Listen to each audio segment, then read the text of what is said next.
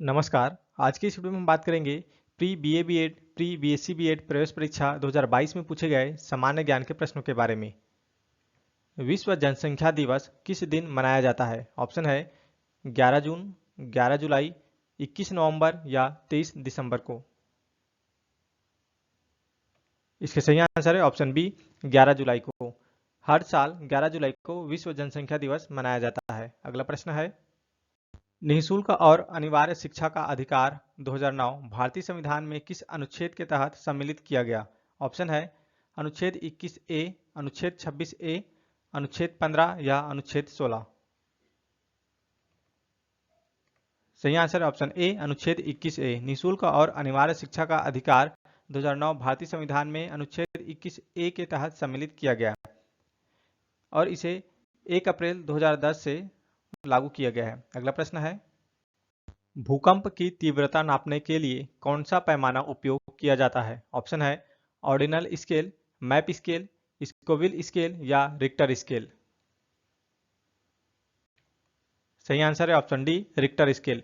भूकंप की तीव्रता नापने के लिए रिक्टर स्केल पैमाने का उपयोग किया जाता है।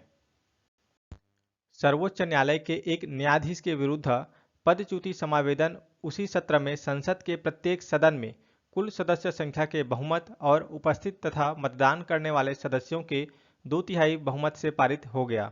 अब क्या होगा? पहला में लिखा है न्यायाधीश पदच्युत हो जाएगा, दूसरा में लिखा है न्यायाधीश पदच्युत नहीं होगा। तो दिए गए ऑप्शन में इसका सही आंसर है ऑप्शन बी, 2 सही है, न्यायाधीश पदच्युत नहीं होगा। अगला प्रश्न है, टाटा समूह द्वारा किस मोबाइल सुपर ऐप का प्रमोशन हाल ही में किया गया? तो ये उस समय करंट अफेयर का प्रश्न है और इसका सही आंसर है option B Tata Neu. Bharat सरकार ने राष्ट्रीय शिक्षा नीति 1986 की समीक्षा करने के लिए किस समिति आयोग का गठन किया गया था? ऑप्शन है कोठारी कमीशन, आचार्य राममूर्ति कमेटी, मुदालियर कमीशन या आचार्य नरेंद्र देव कमेटी। सही आंसर है ऑप्शन बी आचार्य राममूर्ति कमेटी। भारत सरकार ने राष्ट्रीय शिक्षा नीति 1986 की समीक्षा करने के लिए आचार्य राममूर्ति कमेटी आयोग का गठन किया गया था। राष्ट्रपति द्वारा उद्घोषित वित्तीय संकट संसद के द्वारा किस बहुमत से अनुमोदित होना चाहिए? ऑप्शन है साधारण बहुमत से, निरपेक्ष बहुमत से, 2/3 बहुमत से या प्रत्येक सदन की कुल सदस्य संख्या के बहुमत और उपस्थित तथा मतदान करने वाले सदस्यों के 2/3 बहुमत से। इसके सही आंसर है ऑप्शन ए साधारण बहुमत। वित्तीय संकट के बारे में संविधान के अनुच्छेद 360 में बताया गया है और साधारण बहुमत मतलब सदन में उपस्थित सदस्यों का 50% से अधिक। अगला प्रश्न है, कौन सी जोड़ी को मानव शरीर में तापमान तथा स्पर्श के रिसेप्टर्स की खोज के लिए वर्ष 2021 में चिकित्सा क्षेत्र के नोबेल पुरस्कार से सम्मानित किया गया? ऑप्शन है जेम्स एलिसन तथा तासुको होंजो, डेविड जूलियस तथा अर्डेम पटापाउटियन, एमोनियन कारपेंटर तथा जेनिफर डोडना या ईस्टर डुफेलो तथा अभिजीत बनर्जी। तो वर्ष 2021 में मानव शरीर में तापमान एवं स्पर्श के रिसेप्टर की खोज के लिए नोबेल पुरस्कार दिया गया है, वो है ऑप्शन बी डेविड जूलियस तथा अर्डेन पटापाउटियन को। श्री प्रांजल कामरा द्वारा स्थापित निम्न में से कौन सी फिनटेक कंपनी का मुख्यालय रायपुर छत्तीसगढ़ में है?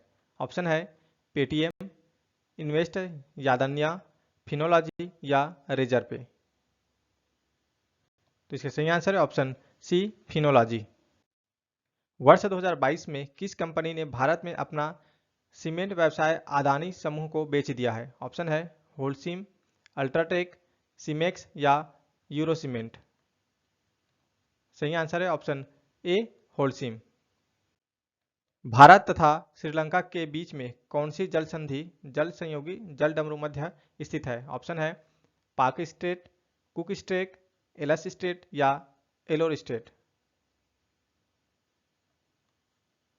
सही आंसर है ऑप्शन ए पाक स्ट्रेट। भारत तथा श्रीलंका के बीच में पाक स्ट्रेट या पाक जल संधि स्थित है। अगला प्रश्न है, निम्नलिखित में से कौन सा शिक्षा दर्शन सीखने सिखाने की प्रक्रिया में प्रायोजना विधि की अनुशंसा करता है? ऑप्शन है यथार्थवाद, आदर्शवाद, प्रकृतिवाद या प्रयोजनवाद। सही आंसर है ऑप्शन डी प्रयोजनवाद। प्रयोजनवाद शिक्षा दर्शन सीखने सिखाने की प्रक्रिया में प्रयोजना विधि की अनुशंसा करता है। स्वतंत्र भारत में भाषा के आधार पर सर्वप्रथम किस राज्य का गठन हुआ?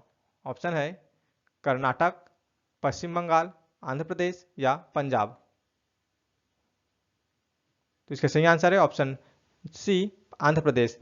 स्वतंत्र भारत में भाषा के आधार पर सर्वप्रथम आंध्र प्रदेश राज्य का गठन हुआ।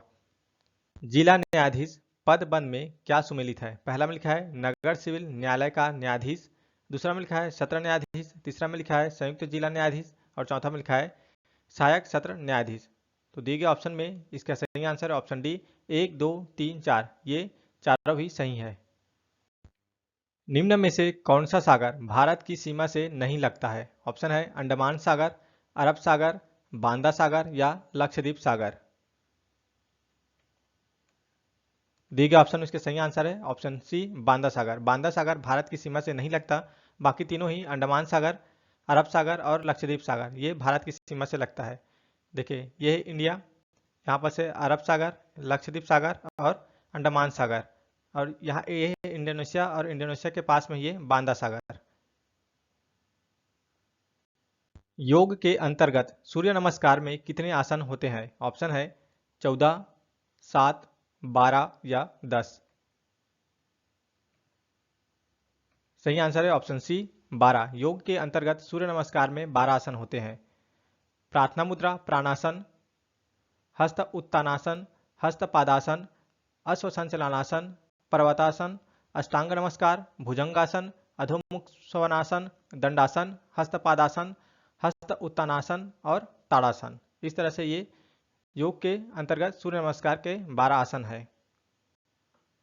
मई 2022 में भारतीय रिजर्व बैंक द्वारा रेपो रेट बढ़ाया गया, तत्पश्चात रेपो रेट की दर कितने प्रतिशत है?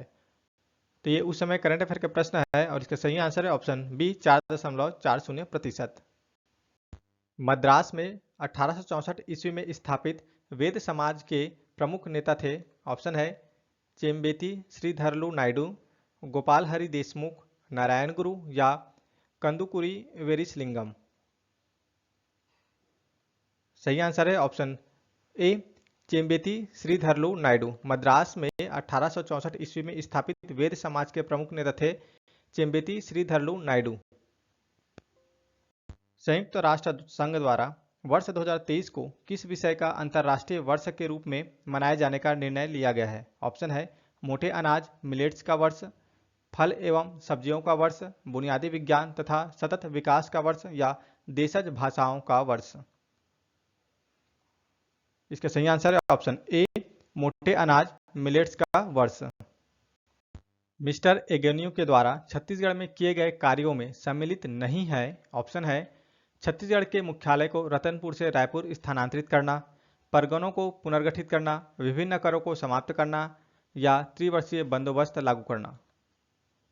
तो दिए गए ऑप्शन में मिस्टर एगेन्यू के द्वारा छत्तीसगढ़ में किए गए कार्यों में सम्मिलित नहीं है, वो है ऑप्शन डी त्रिवर्षीय बंदोबस्त लागू करना। बाकी तीनों ऑप्शन छत्तीसगढ़ के मुख्यालय को रतनपुर से रायपुर स्थानांतरित करना, परगनों को पुनर्गठित करना और विभिन्न करों को समाप्त करना, ये मिस्टर एगेन्यू के द्वारा छत्तीसगढ़ में किए गए कार्यों में सम्मिलित है। Thanks for watching. जय हिंद।